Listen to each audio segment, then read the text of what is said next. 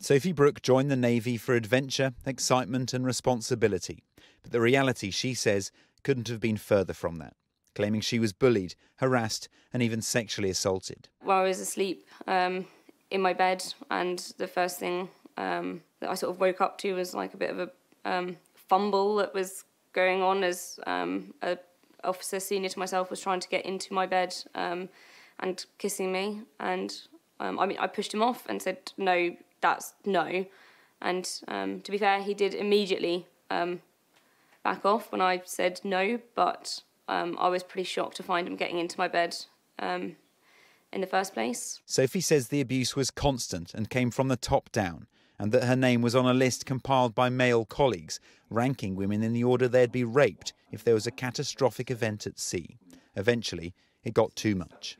I'd said a number of times to various people, you know, I'd rather be dead than going on this patrol.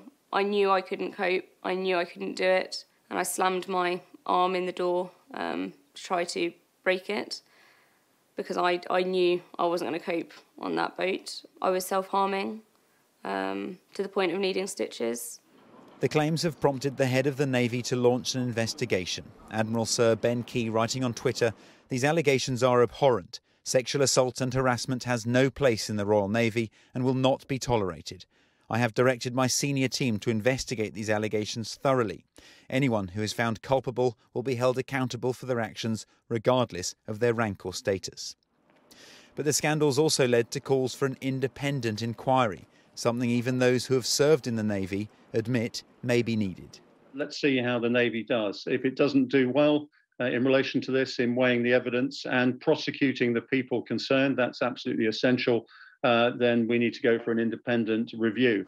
And the abuse, it's claimed, is nothing new, allegedly going on for more than a decade, since 2011, when a ban on female recruits on submarines was lifted. We assisted a woman whose complaint was only resolved this year.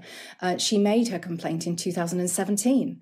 And the kinds of things she was complaining about were very, very similar. Really, really nasty, pernicious, endemic sexual harassment. Nowhere for her to go. Every time she tried to raise it through her chain of command, she was blocked. And actually, she was seen as the problem. But a wider problem has now been acknowledged by the Ministry of Defence, which said it's improving reporting mechanisms for sexual offences.